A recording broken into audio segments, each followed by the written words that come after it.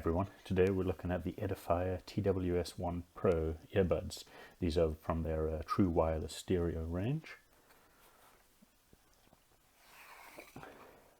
Inside the packaging you'll find yet another layer of packaging, and inside that is what you're really looking for, which is a small carry case for your new earbuds.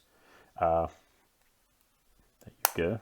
So there's a magnetized latch, and the earbuds themselves sort of magnetically lock in place over the charging contacts.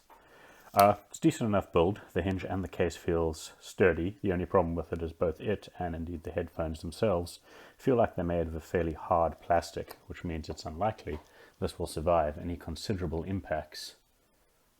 The touch buttons are on the outside.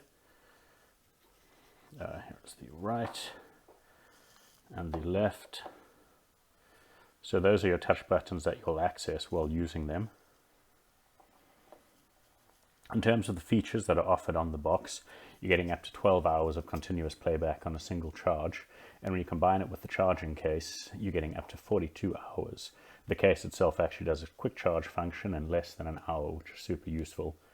The diaphragms of these are apparently titanium. They have a noise cancelling mic. They use Bluetooth version 5 for their connection to ensure lower latency. They have a range of up to 10 meters, including going through walls, which I found is fairly reliable. And they're also IPX5 splash and sweatproof rated. In terms of first impressions, they're a little bit mixed.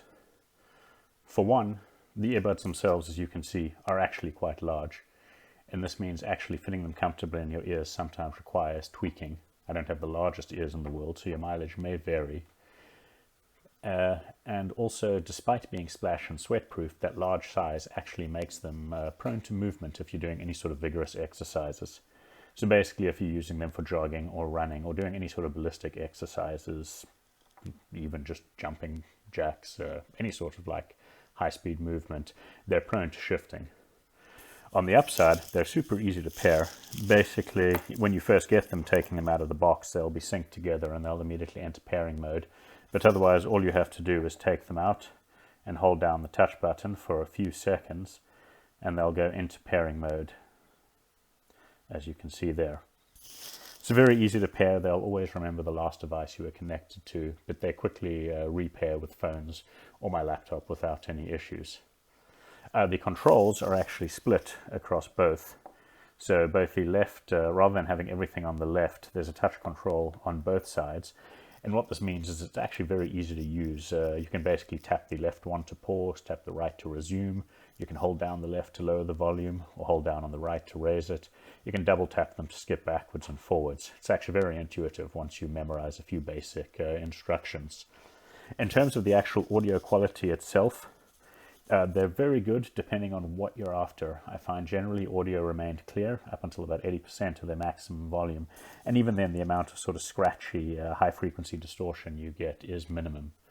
I found them loud enough if I was listening to them in the car, if I was walking through any busy public spaces with cars or vehicles around, and also even jogging in sort of blustery, windy conditions. They were still more than loud enough.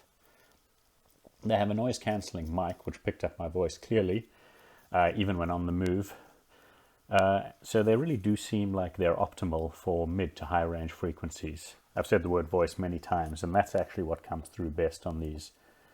So what I found is that if you're using them for hand-free calling, if you're using them for podcasts, or if you're looking at any sort of YouTube or Twitch style content, then you'll actually find them ideal. The biggest problem, and this is commonplace with all these earbuds and the very small speakers that they have to use, is that they're not so great when it comes to handling low frequencies. So you're not going to get an awful lot of bass with these earbuds. So if you're looking for something that's going to provide, like, a really thumping rhythm that you can exercise to, or if you're going to use these for mobile gaming on, say, a Vita, Switch, or on your mobile phone, you're going to find they're really going to struggle to reproduce that sort of heavy bass that you're used to with action-packed games. In terms of a few problems with them I found, it was just because they have like a multi-touch function, you'll occasionally find that if you tap and then tap again, it'll pick up the double tap. But if, say, for example, you just want to quickly pick up a call, or if you want to increase the volume or pause something, there's almost always a split-second delay, presumably deliberate lag, so they can detect a second input. The other thing I found is despite their Bluetooth 5 connection, they were actually still susceptible to occasionally dropping sound. I found this mostly when I was manually locking a mobile device, like a phone or a PS Vita. And additionally, if you do make any sudden movements while exercising, a good example is stumbling while jogging. I find occasionally one or both earphones will very briefly lose audio. Thankfully, it didn't happen often enough that it was a big problem.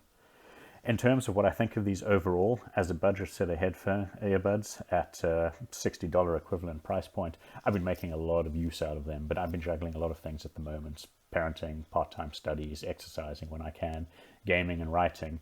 So these have actually been perfect, and I'm using them a lot of the day. On the other hand, if you were looking for these specifically for listening to music or gaming, you're probably going to want to look at a wired pair or potentially a more expensive earbud set with larger drivers and better low frequency production.